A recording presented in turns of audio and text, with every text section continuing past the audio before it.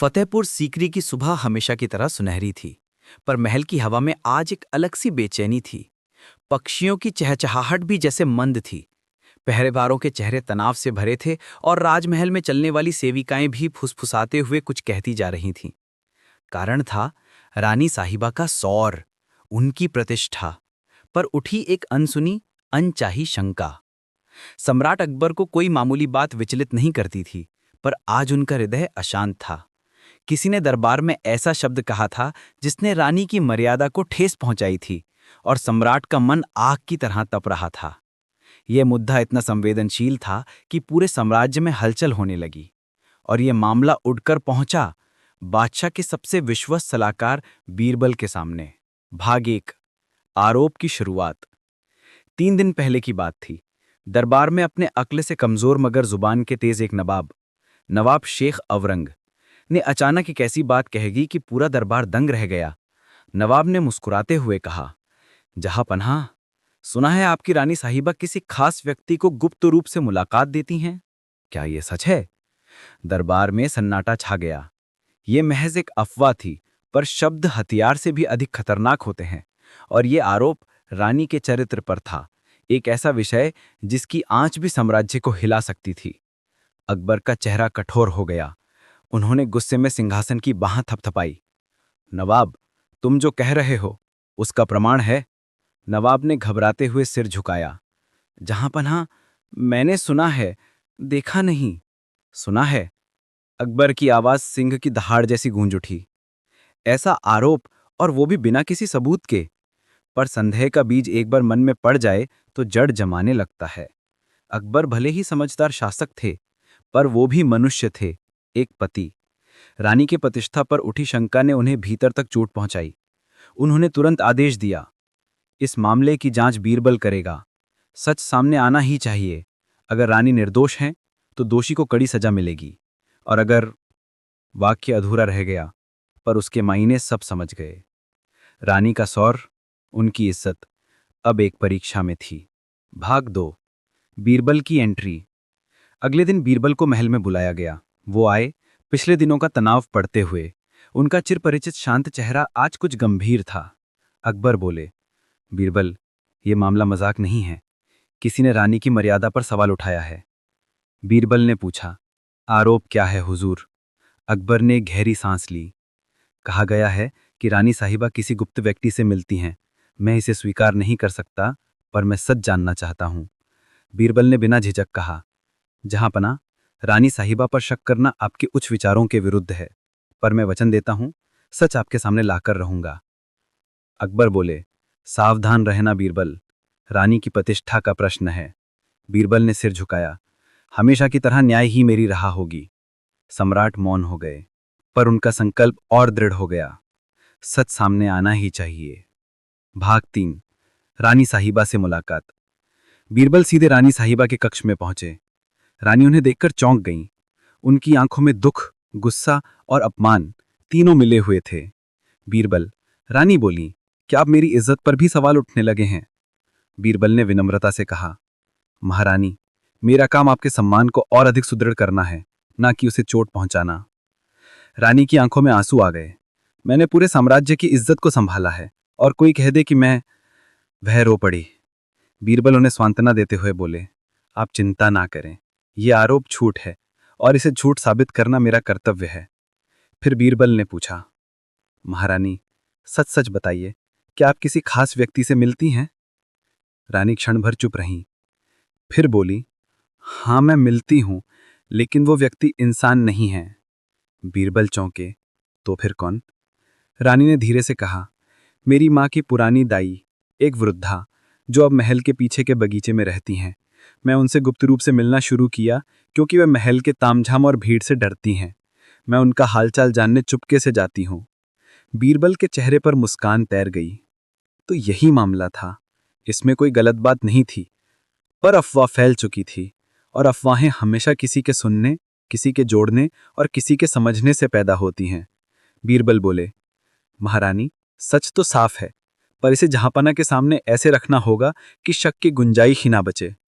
रानी बोली, बीरबल, मैं अपमानित महसूस कर रही हूं। इस झूठी अफवाह को फैलाने वाले को ऐसा सबक दो कि कोई दोबारा किसी औरत की इज्जत पर उंगली उठाने की हिम्मत न करे।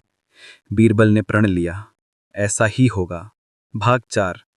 बीरबल की योजना। बीरबल जानते थे कि किसी की इज्जत पर उठी मिट्टी तभी साफ होती है जब आरोप लगाने वाला स्वयं स्वीकार करे कि वो गलत था। उन्होंने एक अनोखी योजना बनाई। अगले दिन दरबार लगा, पर आज का दरबार बहुत भिन्न था। हर किसी को लग रहा था कि आज कोई बड़ा फैसला होगा। सम्राट की आंखें तेज थीं। वो रानी पर लगे आरोप का सच जानने को आतुर थे। बीरबल ने प्रवेश किया, शांत, संयत और अपने चिरपरिचित आत्मविश्वास के साथ। अकबर बोले, बीरबल, जांच का क्या परिणाम निकला? बीरबल मुस्कुराए, जहां पन्हा, पहले मैं कुछ प्रस्तुत करना चाहता हूं। यह सत्य आपको तभी समझ आएगा जब आप मेरे कहे कुछ नियमों का पालन करेंगे। अकबर ने सहमति में सिर हिलाया। कहो। बीरबल ने आदेश दिया, नवाब शेख औरंग को दरबार के बीच में लाया जाए। नवाब घबराते हुए आए। उनके चेहरे पर पसीने की बूंदें चमक रही थीं। बीरबल बोले, नवाब साहब, आपने कहा था कि आपको शक है कि रानी किसी गुप्त रूप से मिलती हैं, है ना? नवाब ने कांपती हुई आवाज में कहा, जी, मैंने सुना था। बीरबल बोले, अच्छा, तो आज हम ये पता लगाएंगे कि आपने जो सुना वो कितना सच है। फिर बीरबल ने एक बड़ा डिब्बा मंगवाया। डिब्बे में एक मोहर लगी शीशी रखी थी। बीरबल बोले, इस शीशी में एक अद्भुत रंगहीन जादुई द्रव्य है, जिसे झूठ बोलने वाला छू दे उसके हाथ नीले हो जाते हैं। सच बोलने वाले पर इसका कोई असर नहीं होता। दरबार में कानाफूसी फैल गई। बीरबल ने शीशी नवाब के सामने रखी और बोले, नवाब साहब, इस शीशी को हाथ लगाकर कहिए, क्या आपने जो कहा वो सच था? नवाब के चेहरे का रंग बदल गया। उनकी गर्दन अकड़ गई। वे हिचकिचा रहे थे। अकबर बोले, क्यों नवाब, डर किस बात का? अगर तुम सच बोल रहे हो तो हाथ नीले नहीं होंगे। नवाब का माथा पसीने से तर हो गया। वे धीरे से बोले, जहां पनाह, मैं अंत में वे घुटनों पर बैठ गए। जहां पनाह, मैंने झूठ कहा था। मैंने बस अफवाह सुनी थी। मेरा उद्देश्य किसी को ठेस पहुंचाना नहीं था। दरबार में लाजवाब चुप्पी। बीरबल मुस्कुराए, जहां पनाह, अब आपको सत्य मिल गया। अकबर का गुस्सा देखते ही बनता था, पर कहानी यहां खत्म नहीं हुई। अब आया बीरबल का असली दांव। भाग 5। असल सत्य और बीरबल का जादू। अकबर बोले, बीरबल, क्या यह द्रव्य सच में जादुई है? बीरबल हंस पड़े, जहां पन्हा, नहीं, यह साधारण पानी है, राजमहल के कुएं का। अकबर चौंके, दरबारी दंग रह गए। तो फिर नवाब क्यों डर गए? बीरबल बोले, मानव मन ही सबसे बड़ा जादू है हुजूर। जब व्यक्ति झूठ का बोझ उठाता है तो उसके कदम डगमगाने लगते हैं। नवाब का डर ही इनके अपराध का सबूत था। फिर बीरबल बोले, और रानी साहिबा अपने सौर, अपनी इज्जत, अपने चरित्र में पूर्णतः निर्मल हैं। उन्होंने वह सच्चाई बताई जो रानी ने कही थी, बूढ़ी दाई से मिलने की। अकबर की आंखें भर आईं। उन्होंने सार्वजनिक रूप से घोषणा की कि रानी साहिबा का सौर चांद की तरह उज्जवल है। जो कोई भी किसी स्त्री की मर्यादा पर उंगली उठाएगा उसे आज से कड़ा दंड दिया जाएगा। नवाब को सजा मिली, पर बीरबल बोले, जहां पनाह, सजा सिर्फ इसलिए दे कि ये उदाहरण बने, लेकिन नवाब को अवसर दीजिए कि वे अपनी गलती सुधार सकें। अकबर ने बीरबल की राय मानी और नवाब को साम्राज्य के शिक्षा विभाग में भेज दिया ताकि वे लोगों को सीख दे सकें कि अफवाहें कितना नुकसान करती हैं। भाग 6। रानी और बीरबल की बातचीत। बाद में रानी साहिबा ने बीरबल को बुलाया। उन्होंने कहा, बीरबल, तुमने सिर्फ मेरा सौर नहीं बचाया बल्कि मेरा विश्वास भी। बीरबल ने विनम्रता से कहा, महारानी, किसी भी स्त्री की इज्जत उसके अस्तित्व का आभूषण होती है, उसे बचाना हमारा धर्म है। रानी ने कहा। अकबर भी भावुक हो गए। मैंने उनके जैसी ताकतवर आत्मा को आज पहली बार इतना संवेदनशील देखा। बीरबल मुस्कुराए। जब बात प्रेम और सम्मान की होती है तो सबसे शक्तिशाली राजा भी सामान्य मनुष्य बन जाता है। रानी की आंखें नम थीं। अगर तुम ना होते तो शायद ये आरोप भयंकर परिणाम ला सकता था। बीरबल ने सिर झुकाया। साम्राज्य के 3 स्तंभ हैं, राजा, प्रजा और रानी। अगर इन तीनों में से किसी की भी प्रतिष्ठा को चोट पहुंचे तो पूरा साम्राज्य हिलने लगता है। मेरी सेवा आप सबके सम्मान के लिए है। भाग 7। अकबर का मन और अंतिम संदेश। उस रात अकबर अकेले बाग में टहल रहे थे। बीरबल उनके पास आए। अकबर ने कहा, बीरबल, कभी कभी छोटी सी बात भी मन को कितना विचलित कर देती है। रानी से संबंधित वो अफवाह मुझे भीतर तक तोड़ गई थी। बीरबल बोले, जहां पनाह, प्रेम जितना गहरा होता है दर्द भी उतना ही गहरा होता है। पर उसी प्रेम को बचाने के लिए सत्य और विश्वास की परीक्षा होती है। अकबर ने बीरबल का हाथ पकड़ा। तुमने सिर्फ एक आरोप नहीं हटाया, मेरी रानी, मेरा साम्राज्य और मेरी आत्मा, ऑल तीनों को बचाया है। मधुर हवा बही, रात का चांद पूरे आकाश में शांति बिखेर रहा था। अकबर ने अंतिम शब्द कहे, आज के बाद कोई स्त्री पर उंगली उठाने से पहले 100 बार सोचे, क्योंकि स्त्री का सौर, उसकी मर्यादा सिर्फ उसकी नहीं, पूरे समाज की इज्जत होती है। बीरबल ने मुस्कुराते हुए कहा, और जहां पनाह, अफवाहें आग की तरह होती हैं, अगर समय रहते बुझाई ना जाएं, तो महल ही नहीं, रिश्ते भी जल जाते हैं। अकबर ने सिर हिलाया और कहा, और उन्हें बुझाने वाले सिर्फ तुम जैसे बुद्धिमान ही हो सकते हैं। दोनों ने आसमान की ओर देखा, जहां चांद चमक रहा था, बिल्कुल उसी तरह वो बात जो जैसे आज तक रानी याद का है। सौर। और विषय व्यक्तियों को उलझाने वाली वायरल कहानी, दोनों ही मिलकर एक ऐसी कथा बना सकते हैं जो पाठक को आरंभ से अंत तक बांधे रखे, सोचने पर मजबूर करे और अंत में बीरबल की एक अमर सीख दे।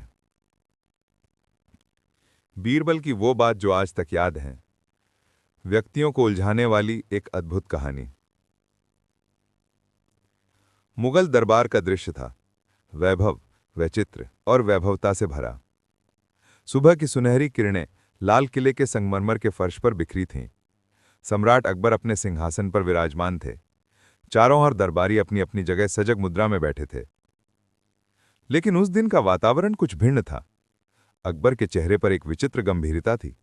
सामान्य दिनों की तरह कोई हल्की मुस्कान नहीं, कोई हंसी नहीं, मानो किसी विचार ने उन्हें जकड़ लिया हो। दरबार में धीरे धीरे कानाफूसी होने लगी। आज बादशाह सलामत इतने मौन क्यों हैं? क्या कोई राज्य का बड़ा मसला है?